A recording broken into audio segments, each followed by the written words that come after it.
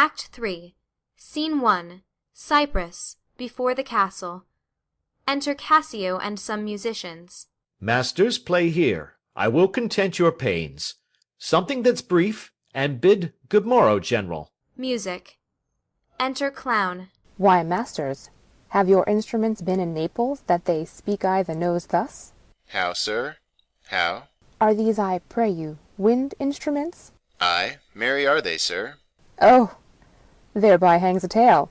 Whereby hangs a tale, sir? Marry, sir, by many a wind instrument that I know. But, masters, here's money for you, and the General so likes your music that he desires you, for love's sake, to make no more noise with it. Well, sir, we will not. If you have any music that may not be heard, to it again. But, as they say, to hear music the General does not greatly care. We have none such, sir. Then put up your pipes in your bag, for I'll away. Go, vanish into air, away. Exeunt musicians. Dost thou hear, mine honest friend? No, I hear not your honest friend. I hear you. Prithee, keep up thy quillets. There's a poor piece of gold for thee. If the gentlewoman that attends the General's wife be stirring, tell her there's one Cassio entreats her a little favour of speech. Wilt thou do this? She is stirring, sir. If she will stir hither, I shall seem to notify unto her. Do, good my friend. Exit Clown. Enter Iago. In happy time, Iago. You have not been abed, then?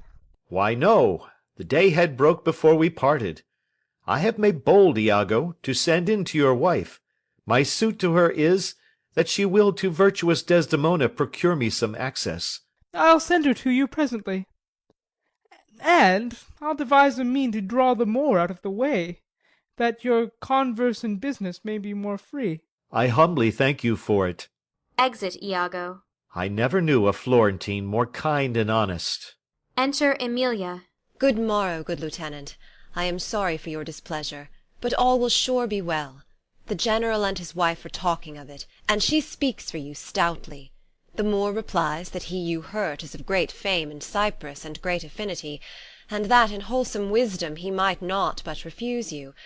But he protests he loves you, and needs no other suitor but his likings, to take the safest occasion by the front to bring you in again. Yet I beseech you, if you think fit, or that it may be done, give me advantage of some brief discourse with Desdemona alone. Pray you, come in.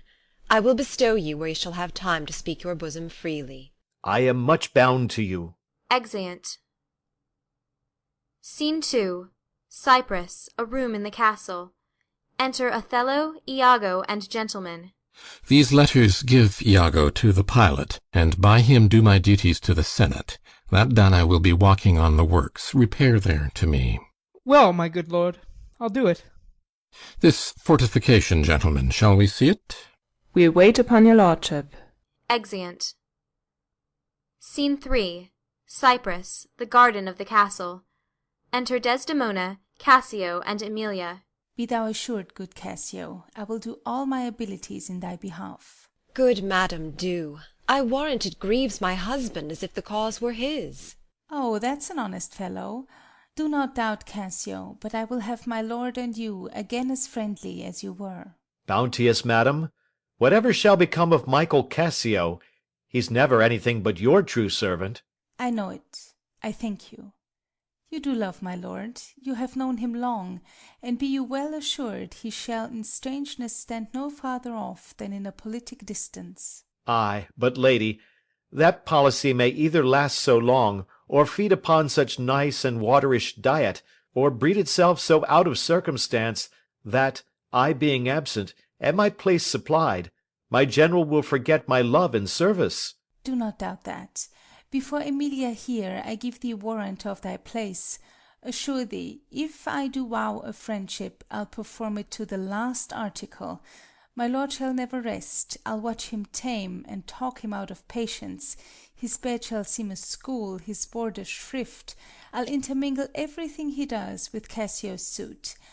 Therefore be merry, Cassio, for thy solicitor shall rather die than give thy cause away. Madam, here comes my lord. Madam, I'll take my leave. Why stay, and hear me speak? Madam, not now. I am very ill at ease, unfit for mine own purposes. Well, do your discretion. Exit Cassio. Enter Othello and Iago. I like not that. What dost thou say? Nothing, my lord, or if I know not what. Was not that Cassio parted from my wife? Cassio, my lord? No, sure, I cannot think it. That he would steal away, so guilty like seeing you coming. I do believe 'twas he. How now, my lord? I have been talking with a suitor here, a man that languishes in your displeasure. Who is it you mean? Why, your lieutenant, Cassio. Good my lord, if I have any grace or power to move you, his present reconciliation take. For if he be not one that truly loves you, that errs in ignorance and not in cunning, I have no judgment in an honest face. I prithee, call him back. Went he hence now? Ay, sooth, so humbled that he hath left part of his grief with me, to suffer with him. Good love, call him back. Not now, sweet Desdemon, some other time. But shalt be shortly. The sooner, sweet, for you. Shalt be to-night at supper. No, not tonight. To-morrow dinner, then. I shall not dine at home. I meet the captains at the citadel. Why then, to-morrow night, or Tuesday morn, on Tuesday noon or night, on Wednesday morn. I prithee, name the time, but let it not exceed 3 days. In faith he is penitent, and yet his trespass in our common reason, save that they say the wars must make examples out of their best, is not almost a fault to incur a private check. When shall he come? Tell me, Othello, I wonder in my soul what you would ask me, that I should deny or stand so mammering on. What, Michael Cassio, that came a-wooing with you, and so many a time when I have spoke of you dispraisingly, hath taken your part, to have so much to do to bring him in? Trust me, I could do much. Prithee, no more. Let him come when he will. I will deny thee nothing. Why, this is not a boon. 'Tis as I should entreat you wear your gloves, or feed on nourishing dishes, or keep you warm, or sue to you to do a peculiar profit to your own person. Nay, when I have a suit wherein I mean to touch your love indeed, it shall be full of poise and difficult weight, and fearful to be granted. I will deny thee nothing. Whereon I do beseech thee grant me this, to leave me but a little to myself. Shall I deny you? No. Farewell, my lord. Farewell, my Desdemona. I'll come to thee straight. Emilia, come. Be as your fancies teach you. Whatever you be, I am obedient. Exit with Emilia. Excellent wretch, perdition catch my soul, but I do love thee, and when I love thee not, chaos is come again. My noble lord. What dost thou say, Iago? Did Michael Cassio, when you wooed my lady, know of your love? He did, from first to last. Why dost thou ask? But for a satisfaction of my thought. No further harm. Why of thy thought, Iago? I did not think he had been acquainted with her. Oh, yes, and went between us very oft. Indeed. Indeed, ay, indeed. Discernest thou aught in that? Is he not honest? Honest, my lord. Honest, ay, honest. My lord, for aught I know. What dost thou think? Think, my lord? Think, my lord? By heaven, he echoes me, as if there were some monster in his thought too hideous to be shown. Thou dost mean something. I heard thee say even now thou likest not that when Cassio left my wife. What didst not like? And when I told thee he was of my counsel in my whole course of wooing, thou criedst indeed, and didst contract and purse thy brow together, as if thou then hadst shut up in thy brain some horrible conceit. If thou dost love me, show me thy thought. My lord, you know I love you. I think thou dost, and for I know thou art full of love and honesty, and weighest thy words before thou givest them breath. Therefore these stops of thine fright me the more. For such things in a false disloyal knave are tricks of custom, but in a man that's just, they are close delations working from the heart that passion cannot rule. For Michael Cassio, I dare be sworn I think that he is honest. I think so too. Men should be what they seem, or those that be not, would they might seem none. Certain men should be what they seem. Why, then, I think Cassio's an honest man. Nay, yet there's more in this. I prithee speak to me as to thy thinkings, as thou dost ruminate, and give thy worst of thoughts the worst of words. Good my lord, pardon me. Though I am bound to every act of duty, I am not bound to that all slaves are free to. Utter my thoughts? Why, say they are vile and false. As, where's that palace whereunto foul things sometimes intrude not? Who has a breast so pure, but some uncleanly apprehensions keep leets and law days, and in session sit, with meditations lawful? Thou dost conspire against thy friend Iago, if thou but thinkest him wronged, and makest his ear a stranger to thy thoughts. I do beseech you, though I perchance am vicious in my guess, as I confess it is my nature's plague to spy into abuses, and of my jealousy shape faults that are not, that your wisdom yet from one that so imperfectly conceits would take no notice, nor build yourself a trouble out of his scattering and unsure observance. It were not for your quiet, nor your good, nor for my manhood, honesty, or wisdom to let you know my thoughts. What dost thou mean? Good name, in man and woman, dear my lord, is the immediate jewel of their souls. Who steals my purse steals trash. 'Tis something, nothing. 'Twas mine, 'tis his, and has been slave to thousands. But he that filches from me my good name robs me of that which not enriches him, and makes me poor indeed. By heaven, I'll know thy thoughts. You cannot, if my heart were in your hand, nor shall not, whilst 'tis in my custody. Ha! Oh, beware, my lord, of jealousy. It is the green-eyed monster which doth mock the meat it feeds on. That cuckold lives in bliss, who, certain of his fate, loves not his wronger. But oh, what damned minutes tells he o'er, who dotes, yet doubts, suspects, yet strongly loves. Oh, misery! Poor and content is rich, and rich enough. But riches finless is as poor as winter to him that ever fears he shall be poor. Good heaven, the souls of all my tribe defend from jealousy. Why is this? Thinkest thou I'd make a life of jealousy, to follow still the changes of the moon with fresh suspicions? No, to be once in doubt is once to be resolved. Exchange me for a goat when I shall turn the business of my soul to such exsufflicate and blown surmises matching thy inference. 'Tis not to make me jealous to say my wife is fair, feeds well, loves company, is free of speech, sings, plays, and dances well. Where virtue is, these are more virtuous. Nor from mine own weak merits will I draw the smallest fear or doubt of her revolt, for she had eyes, and chose me. No, Iago, I'll see before I doubt. When I doubt, prove. And on the proof, there is no more but this, away at once with love or jealousy. I am glad of it, for now I shall have reason to show the love and duty that I bear you with franker spirit. Therefore, as I am bound, receive it from me. I speak not yet of proof. Look to your wife. Observe her well with Cassio. Wear your eye thus, not jealous nor secure. I would not have your free and noble nature out of self-bounty be abused. Look to it. I know our country disposition well. In Venice they do let heaven see the pranks they dare not show their husbands. Their best conscience is not to leave undone, but keep unknown. Dost thou say so? She did deceive her father, marrying you. And when she seemed to shake and fear your looks, she loved them most. And so she did. Why, go to, then.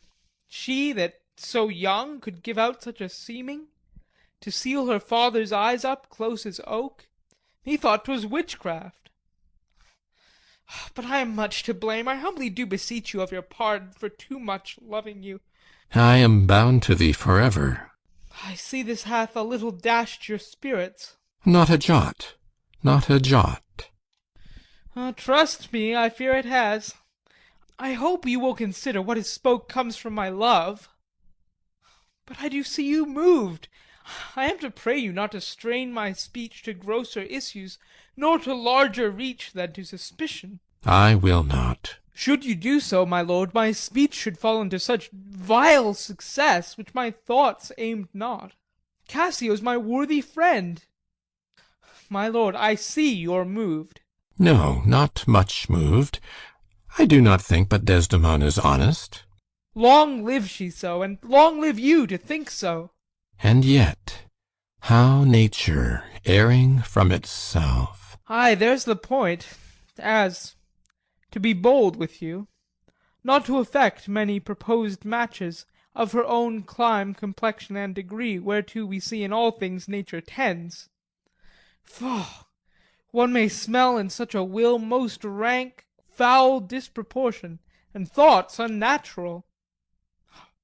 But pardon me, I do not in position distinctly speak of her, though I may fear her will, recoiling to her better judgment, may fail to match you with her country forms, and happily repent. Farewell, farewell. If more thou dost perceive, let me know more. Set on thy wife to observe. Leave me, Iago. Going. My lord, I take my leave. Why did I marry? This honest creature doubtless sees and knows more, much more, than he unfolds. Returning.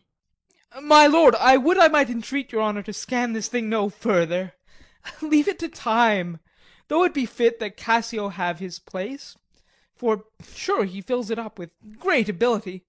Yet, if you please to hold him off a while, you shall by that perceive him and his means. Note if your lady strain his entertainment with any strong or vehement importunity. Much will be seen in that. In the meantime, let me be thought too busy in my fears, as worthy cause I have to fear I am. And hold her free, I do beseech your honour. Fear not my government. I once more take my leave. Exit. This fellow's of exceeding honesty, and knows all qualities, with a learned spirit of human dealings.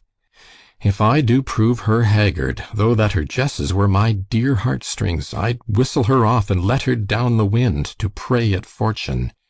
Haply, for I am black, and have not those soft parts of conversation that chamberers have, or for I am declined into the vale of years. Yet that's not much. She's gone. I am abused, and my relief must be to loathe her. Oh, curse of marriage, that we can call these delicate creatures ours, and not their appetites. I had rather be a toad and live upon the vapour of a dungeon than keep a corner in the thing I love for others' uses. Yet 'tis the plague of great ones. Prerogatived are they less than the base. 'Tis destiny unshunnable like death. Even then this forked plague is fated to us when we do quicken. Desdemona comes. If she be false, oh, then heaven mocks itself. I'll not believe it. Re-enter Desdemona and Emilia. How now, my dear Othello? Your dinner and the generous islanders by you invited do attend your presence. I am to blame. Why do you speak so faintly? Are you not well? I have a pain upon my forehead, here. Faith, that's with watching. 'Twill away again. Let me but bind it hard. Within this hour it will be well. Your napkin is too little. He puts the handkerchief from him, and she drops it. Let it alone. Come, I'll go in with you. I am very sorry that you are not well. Exeunt Othello and Desdemona. I am glad I have found this napkin. This was her first remembrance from the moor. My wayward husband hath 100 times wooed me to steal it, but she so loves the token, for he conjured her she should ever keep it, that she reserves it evermore about her to kiss and talk to. I'll have the work ta'en out and give it Iago. What he will do with it, heaven knows, not I. I nothing but to please his fantasy. Re-enter Iago. How now? What do you here alone? Do not you chide. I have a thing for you. A thing for me? It is a common thing. Huh? To have a foolish wife. Oh, is that all? What will you give me now for that same handkerchief? What handkerchief? What handkerchief? Why, that the Moor first gave to Desdemona, that which so often you did bid me steal. Hast stolen it from her? No, faith, she let it drop by negligence, and to the advantage I being here took it up. Look, here it is. A good wench. Give it me. What will you do with't, that you have been so earnest to have me filch it? Snatching it. Why, what's that to you? If it be not for some purpose of import, give it me again. Poor lady shall run mad when she shall lack it. Be not act known on't. I have use for it. Go, leave me. Exit Emilia. I will in Cassio's lodging lose this napkin, and let him find it. Trifles light as air are to the jealous confirmation strong as proofs of holy writ. This may do something. The more already changes with my poison. Dangerous conceits are in their natures poisons, which at the first are scarce found to distaste, but, with a little act upon the blood, burn like the mines of sulphur. I did say so. Look where he comes. Not poppy, nor mandragora, nor all the drowsy syrups of the world shall ever medicine thee to that sweet sleep which thou owedst yesterday. Re-enter Othello. False to me. Why, how now, General? No more of that. Avaunt, begone, thou hast set me on the rack. I swear 'tis better to be much abused than but to know it a little. How now, my lord? What sense had I of her stolen hours of lust? I saw it not, thought it not, it harmed not me. I slept the next night well, was free and merry. I found not Cassio's kisses on her lips. He that is robbed, not wanting what is stolen, let him not know it, and he's not robbed at all. I am sorry to hear this. I had been happy if the general camp, pioneers and all, had tasted her sweet body, so I had nothing known. Oh, now for ever farewell the tranquil mind, farewell content, farewell the plumed troop and the big wars that make ambition virtue. Oh, farewell. Farewell the neighing steed and the shrill trump, the spirit-stirring drum, the ear-piercing fife, the royal banner, and all quality, pride, pomp, and circumstance of glorious war. And, oh, you mortal engines, whose rude throats the immortal Jove's dead clamours counterfeit, farewell! Othello's occupation's gone. Is't possible, my lord? Villain, be sure thou prove my love a whore. Taking him by the throat. Be sure of it. Give me the ocular proof, or by the worth of man's eternal soul, thou hadst been better have been born a dog than answer my waked wrath. Is't come to this? Make me to see it, or at the least so prove it that the probation bear no hinge nor loop to hang a doubt on, or woe upon thy life. My noble lord! If thou dost slander her and torture me, never pray more. Abandon all remorse. On horror's head horrors accumulate. Do deeds to make heaven weep, all earth amazed. For nothing canst thou to damnation add greater than that. Oh, grace! Oh, heaven defend me! Are you a man? Have you a soul or sense? God be with you! You take mine office! Oh, wretched fool that lives to make thine honesty a vice! Oh, monstrous world! Take note, take note! Oh, world, to be direct and honest is not safe! I thank you for this profit, and from thence I'll love no friend, since love breeds such offence. Nay, stay, thou shouldst be honest. I should be wise, for honesty's a fool, and loses that it works for. By the world, I think my wife be honest, and think she is not. I think that thou art just, and think thou art not. I'll have some proof. Her name, that was as fresh as Dian's visage, is now begrimed and black as mine own face. If there be cords or knives, poison or fire or suffocating streams, I'll not endure it. Would I were satisfied. I see, sir, you are eaten up with passion. I do repent me that I put it to you. You would be satisfied? Would, nay, I will. And may. But how? How satisfied, my lord? Would you, the supervisor, grossly gape on, behold her tupped? Death and damnation, oh! It were a tedious difficulty, I think, to bring them to that prospect. Damn them, then, if ever mortal eyes do see them bolster more than their own. What then? How then? What shall I say? Where is satisfaction? It is impossible you should see this, were they as prime as goats, as hot as monkeys, as salt as wolves in pride, and fools as gross as ignorance made drunk. But yet I say, if imputation and strong circumstances, which lead directly to the door of truth, will give you satisfaction, you may have't. Give me a living reason she's disloyal. I do not like the office, but sith I am entered in this cause so far, pricked to it by foolish honesty and love, I will go on. I lay with Cassio lately, and being troubled with a raging tooth, I could not sleep. There are a kind of men so loose of soul, that in their sleeps will mutter their affairs. One of this kind is Cassio. In sleep I heard him say, "Sweet Desdemona, let us be wary, let us hide our loves." And then, sir, would he gripe and wring my hand, cry, "Oh, sweet creature," and then kiss me hard, as if he plucked up kisses by the roots that grew upon my lips. Then laid his leg over my thigh, and sighed and kissed, and then cried, "Cursed fate that gave thee to the Moor." Oh, monstrous, monstrous! Nay, this was but his dream. But this denoted a foregone conclusion. 'Tis a shrewd doubt, though it be but a dream. And this may help to thicken other proofs that do demonstrate thinly. I'll tear her all to pieces. Nay, but be wise. Yet we see nothing done. She may be honest yet. Tell me this. Have you not sometimes seen a handkerchief spotted with strawberries in your wife's hand? I gave her such a one. 'Twas my first gift.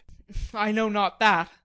But such a handkerchief, I'm sure it was your wife's, did I to-day see Cassio wipe his beard with. If it be that... If it be that, or any that was hers, it speaks against her with the other proofs. Oh, that the slave had 40,000 lives! One is too poor, too weak for my revenge. Now do I see 'tis true. Look here, Iago, all my fond love thus do I blow to heaven. 'Tis gone. Arise, black vengeance, from thy hollow cell. Yield up, O love, thy crown and hearted throne to tyrannous hate. Swell, bosom, with thy fraught, for 'tis of aspics' tongues. Yet be content. Oh, blood, blood, blood. Patience, I say. Your mind, perhaps, may change. Never, Iago, like to the Pontic Sea, whose icy current and compulsive course ne'er feels retiring ebb, but keeps due on to the Propontic and the Hellespont, even so my bloody thoughts with violent pace shall ne'er look back, ne'er ebb to humble love, till that a capable and wide revenge swallow them up. Now, by yond marble heaven, in the due reverence of a sacred vow, Kneels. I here engage my words. Do not rise yet. Kneels. Witness, you ever-burning lights above, you elements that clip us round about. Witness that here Iago doth give up the execution of his wit, hands, heart, to wronged Othello's service. Let him command, and to obey shall be in me remorse. What bloody business ever? They rise. I greet thy love not with vain thanks, but with acceptance bounteous, and will upon the instant put thee to't. Within these 3 days let me hear thee say that Cassio's not alive. My friend is dead. 'Tis done at your request. But let her live. Damn her, lewd minx, oh, damn her! Come, go with me apart. I will withdraw to furnish me with some swift means of death for the fair devil. Now art thou my lieutenant. I am your own, forever. Exeunt. Scene 4. Cyprus, before the castle. Enter Desdemona, Emilia, and Clown. Do you know, Sirrah, where Lieutenant Cassio lies?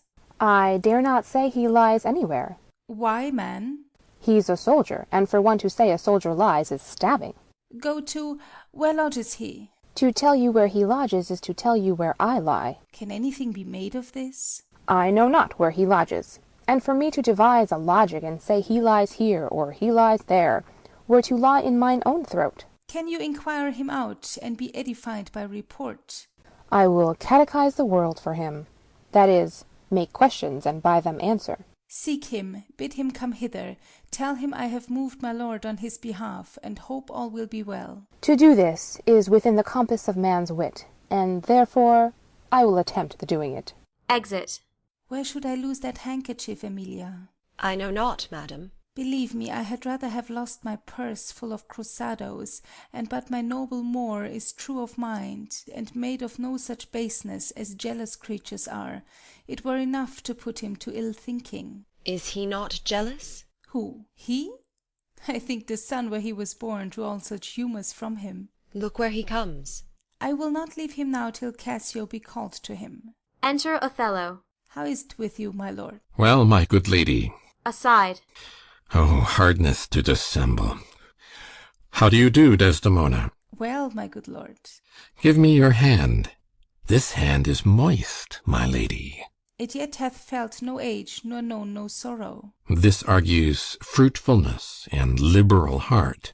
Hot, hot and moist. This hand of yours requires a sequester from liberty. Fasting and prayer, much castigation, exercise devout. For here's a young and sweating devil here that commonly rebels. 'Tis a good hand, a frank one. You may indeed say so, for 'twas that hand that gave away my heart. A liberal hand. The hearts of old gave hands, but our new heraldry is hands, not hearts. I cannot speak of this. Come now, your promise. What promise, Chuck? I have sent to bid Cassio come speak with you. I have a salt and sorry rheum offends me. Lend me thy handkerchief. Here, my lord. That which I gave you. I have it not about me. Not? No, faith, my lord. That is a fault. That handkerchief did an Egyptian to my mother give. She was a charmer, and could almost read the thoughts of people. She told her, while she kept it, 'twould make her amiable, and subdue my father entirely to her love. But if she lost it, or made gift of it, my father's eye should hold her loathed, and his spirits should hunt after new fancies. She, dying, gave it me, and bid me, when my fate would have me wive, to give it her. I did so, and take heed on it. Make it a darling like your precious eye. To lose it, or give it away, were such perdition as nothing else could match. Is't possible? 'Tis true, there's magic in the web of it. A sibyl that had numbered in the world the sun to course 200 compasses, in her prophetic fury sewed the work. The worms were hallowed that did breed the silk, and it was dyed in mummy, which the skilful conserved of maidens' hearts. Indeed, is true? Most veritable. Therefore look to it well. Then would to God that I had never seen it. Ha! Wherefore? Why do you speak so startlingly and rash? Is it lost? Is it gone? Speak, is it out of the way? Heaven bless us. Say you? It is not lost. But what, and if it were? How? I say it is not lost. Fetch it. Let me see it. Why, so I can, sir, but I will not now. This is a trick to put me from my suit. Pray you, let Cassio be received again. Fetch me the handkerchief. My mind misgives. Come, come, you'll never meet a more sufficient man. The handkerchief. I pray, talk me of Cassio. The handkerchief. A man that all his time hath founded his good fortunes on your love, shared dangers with you. The handkerchief. In sooth, you are to blame. Away. Exit. Is not this man jealous? I ne'er saw this before. Sure there's some wonder in this handkerchief. I am most unhappy in the loss of it. 'Tis not a year or two shows us a man. They are all but stomachs, and we all but food. They eat us hungerly, and when they are full, they belch us. Look you, Cassio and my husband. Enter Cassio and Iago. There is no other way. 'Tis she must do it. And lo, the happiness! Go and importune her. How now, good Cassio? What's the news with you? Madam, my former suit. I do beseech you that by your virtuous means I may again exist and be a member of his love, whom I, with all the office of my heart, entirely honour. I would not be delayed. If my offence be of such mortal kind, that not my service past, nor present sorrows, nor purposed merit in futurity can ransom me into his love again, but to know so must be my benefit. So shall I clothe me in a forced content, and shut myself up in some other course, to fortune's alms. Alas, thrice gentle Cassio, my advocation is not now in tune. My lord is not my lord, nor should I know him were he in favour as in humour altered. So help me every spirit sanctified, as I have spoken for you all my best, and stood within the blank of his displeasure for my free speech. You must awhile be patient. What I can do, I will, and more I will than for myself I dare. Let that suffice you. Is my lord angry? He went hence but now, and certainly in strange unquietness. Can he be angry? I have seen the cannon when it hath blown his ranks into the air, and like the devil from his very arm puffed his own brother. And can he be angry? Something of moment, then. I will go to meet him. There is matter in it, indeed, if he be angry. I prithee, do so. Exit Iago. Something sure of state, either from Venice or some unhatched practice made demonstrable here in Cyprus to him, hath puddled his clear spirit, and in such cases men's natures wrangle with inferior things, though great ones are their object. 'Tis even so, for let our finger ache, and it induce our other healthful members even to that sense of pain. Nay, we must think men are not gods, nor of them look for such observancy as fits the bridal. Beshrew me much, Emilia, I was, unhandsome warrior as I am, arraigning his unkindness with my soul. But now I find I had suborned the witness, and he's indicted falsely. Pray heaven it be state matters as you think, and no conception nor no jealous toy concerning you.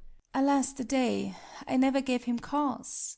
But jealous souls will not be answered so. They are not ever jealous for the cause, but jealous for they are jealous. 'Tis a monster begot upon itself, born on itself. Heaven keep that monster from Othello's mind. Lady, amen. I will go seek him. Cassio, walk hereabout. If I do find him fit, I'll move your suit, and seek to effect it to my uttermost. I humbly thank your ladyship. Exeunt Desdemona and Emilia. Enter Bianca. Save you, friend Cassio. What make you from home? How is it with you, my most fair Bianca? In faith, sweet love, I was coming to your house. And I was going to your lodging, Cassio. What, keep a week away? 7 days and nights? 8 hours? And lovers' absent hours, more tedious than the dial 8 times? Oh, weary reckoning! Pardon me, Bianca. I have this while with leaden thoughts been pressed, but I shall in a more continuate time strike off this score of absence. Sweet Bianca, Giving her Desdemona's handkerchief. take me this work out. Oh, Cassio, whence came this? This is some token from a newer friend. To the felt absence now I feel the cause. Is it come to this? Well, well. Go to, woman! Throw your vile guesses in the devil's teeth, from whence you have them. You are jealous now that this is from some mistress, some remembrance. No, in good troth, Bianca. Why, whose is it? I know not neither. I found it in my chamber. I like the work well. Ere it be demanded, as like enough it will, I'd have it copied. Take it, and do it, and leave me for this time. Leave you? Wherefore? I do attend here on the general, and think it no addition nor my wish to have him see me womaned. Why, I pray you? Not that I love you not. But that you do not love me. I pray you, bring me on the way a little, and say if I shall see you soon at night. 'Tis but a little way that I can bring you, for I attend here, but I'll see you soon. 'Tis very good. I must be circumstanced. Exeunt. End of Act 3.